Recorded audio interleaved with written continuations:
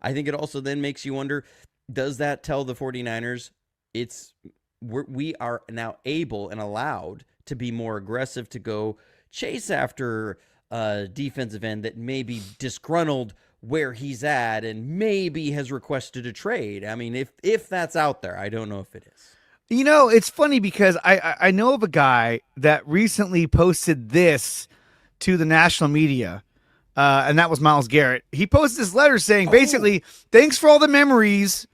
I'll see you guys later. Now, Thanks I know the for Browns the came out and memories. formally said, oh, well, we have no intention on trading him. But when you post a letter like this, to me, there's no going back. He's already said goodbye.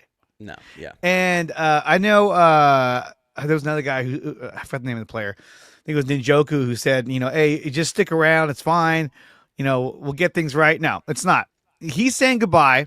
And so immediately 49er fans are like, let's do it. Let's go all in. Yeah. Let's go all in. Now, this guy, Myles Garrett, is an absolute game changer.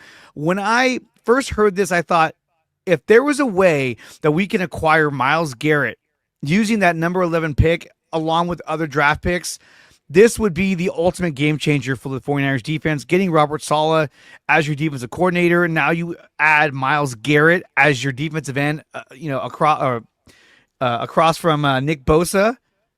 That would be nearly unstoppable. So when we talk about the possibility of this trade, what do you think the odds are the Niners can actually pull this off? Okay. So this is going to be a very fascinating 4 weeks.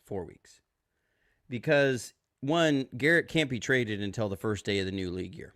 Yeah. Right. So, because technically we're past the trade deadline. So he cannot be traded until that time. So there is going to be feverish negotiations between, and here's the sticky point. And this is rife with so much. So because we are technically past the trade deadline and we are before the new league year, teams cannot contact and meddle and interfere with somebody under contract from another team. So the 49ers cannot contact Myles Garrett directly. And they can't try and work out a trade compensation for him. They can't try and woo him. They can't try and work out a potential contract. They can't do that. No team can. But that doesn't mean players can't. Right. So there's going to be, you saw Diamador Lenore posting about it on social media. There it is. You are going to see a number of players. I guarantee you they have already started to reach out. I would bet money that Nick Bosa has sent over a text. I mean, look at this. I mean, Lenore did not hold back. He immediately was on, full scouting patrol. Like, yo, I got this. Don't worry, guys. I don't care what anybody says. And then on top of that, where was it? I'm trying to figure out who the Lion is on the team. I can't figure that out. Well, and then Is that Kittle? Well, and then there's Kittle who made this statement and said, George Kittle sends a message to Myles Garrett. He says, trust me, we could be good friends. The recruitment is on. So, I mean, he said the first part. So even he was reaching out. And it doesn't stop there. Because here we have a clip from Fred Warner, who made a comment about Myles Garrett coming to the Niners. So let's take a listen to this. A lot of talk about Myles Garrett. A lot of talk about, what is that face? Because I'm like, rightfully so. It's Myles Garrett. What is it? Would you welcome him? Seems like he be using a lot of percent protein. Well, y'all have a lot going on. Just... Like, George needs to get paid. Brock needs to get extended. You got Hufanga. You got all these things. You need a DB. Right. Where, is there room for Myles Garrett there? There's always room for a Myles Garrett. There's always Explain room. why. Because Explain why. This is a Hall of Fame player. Not just a Hall of Famer, one of the best to ever do it, and just a super soldier. You see him walking around here. He looks a lot different than a lot of these other cats that are walking around here. Yeah. So I don't know how that would even come about, how we would get that done, but I know there's some way, somehow we can figure that out. Yeah, like John Me Lynch. and George can just give a little bit of our funds over to Myles Garrett. How about that? How does that sound? Now you say that again. You're saying George. I'm including George in the George, equation. you're making such good money with the scent and Experian that's that you're right. going to give a paycheck to Myles Garrett. Myles. Yes. Okay, well, you heard it here first. And in That might turn, be the we best get a Super pitch. Bowl. I mean, he even said that he would essentially take a pay cut to get him in here. That is what needs to be said. So like yes, that to me is the biggest statement that anybody can make, because here's the issue is that this last season we didn't see that. We saw guys chasing extensions and leveraging every last point.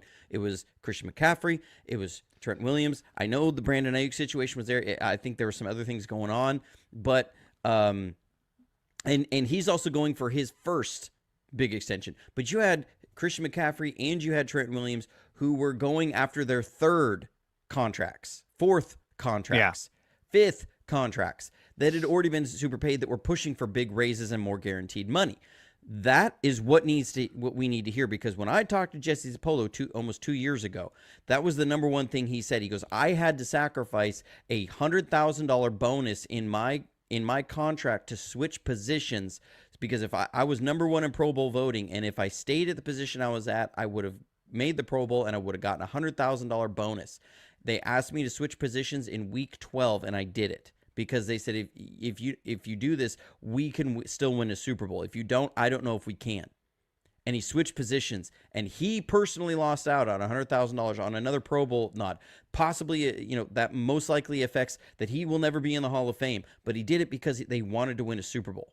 Yeah. This is the kind of buy-in that you need. So when I hear Fred saying, because it's always, that's up to the front office to figure out how to pay everybody. At some point, you cannot keep saying that. You can't have the top 10 players sucking up, 90% of your cap space and then saying, well, look, it's a lot of mouths to feed. You say, if you're on your third contract, you really want to go win a Super Bowl, then somebody's got to give here so that we can bring in some premier talent. That is what we've seen some of the greatest champion dynasties over the years do. The Patriots did it. Tom Brady did that. By the time he got on his third, fourth, fifth, sixth, seventh contracts, he was being paid like 10th in the league.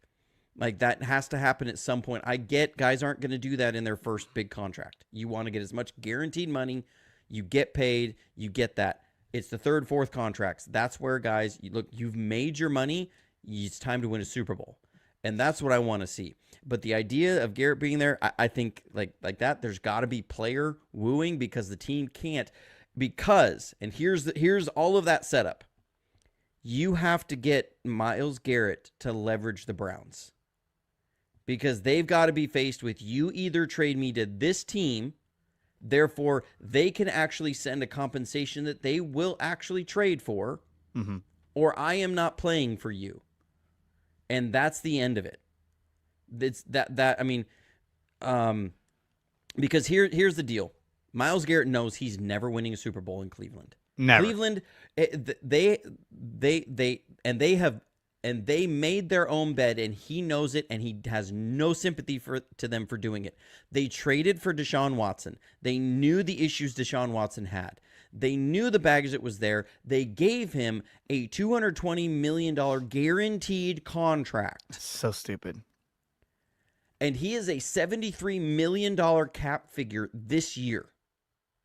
He is $73 million against their cap this season. That's insane. Okay? He's got still almost $27 million in prorated signing bonus. He's got $46 million in base salary that is fully guaranteed. And so they cannot cut him. He has now retorn his Achilles and will probably miss the entirety of next season. So they already have $73 million of their cap stashed on IR for the entirety of the season. What a disaster. And they are $30 million over the cap right now. So Jesus. So like, they can't cut him and save cap space.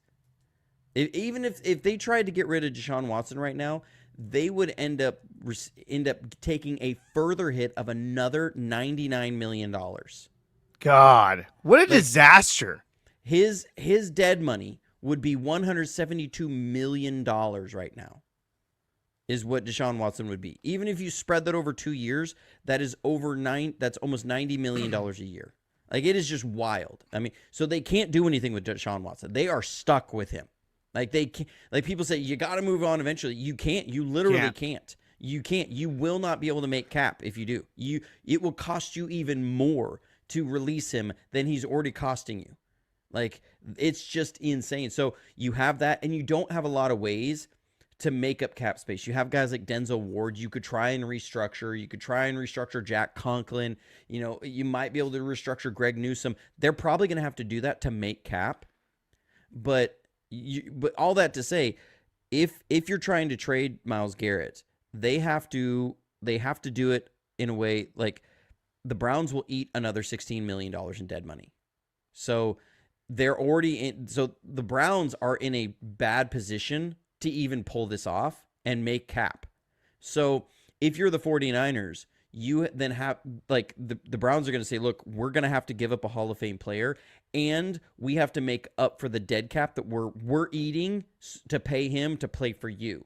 So you need to give us $16 million worth of player in some sort of in cap space player in some sort of commodity. That's going to be a draft pick. That's going to be a player that you've already paid a signing bonus to, something like that. So, you know, and apparently Denzel Ward wants to be traded if Garrett gets traded. He does. He made that statement. Which is another problem because he's a further $42 million in dead money. God. Let's take a look at Myles Garrett's contract as courtesy of Sport Track. Now, yes, you see the base salary is only at $1 million, but his option is $18 million.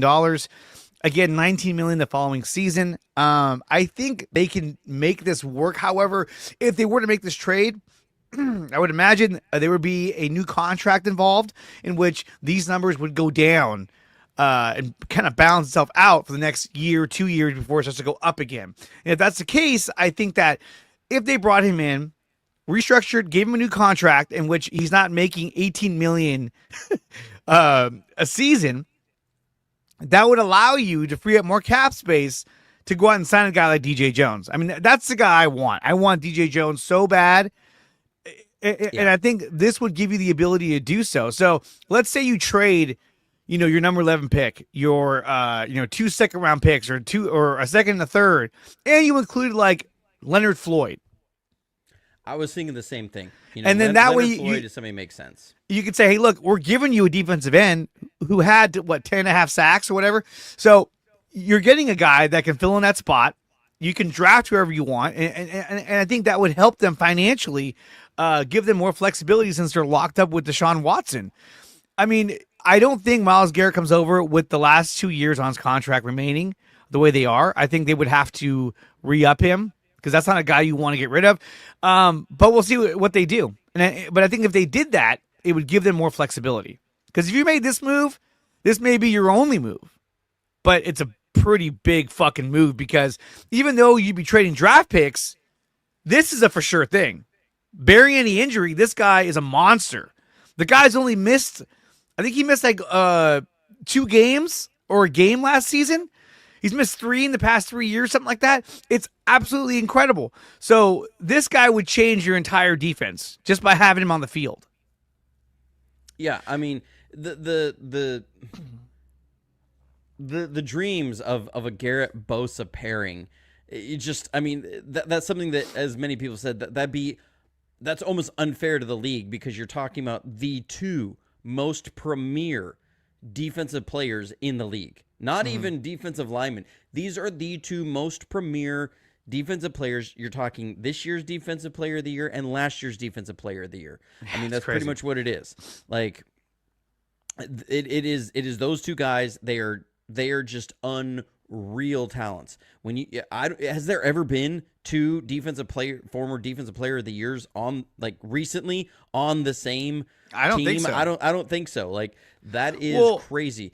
Would that be the greatest defensive end pairing of all time? I mean, I think it would be like Freeney and Mathis, and I think this is well beyond that.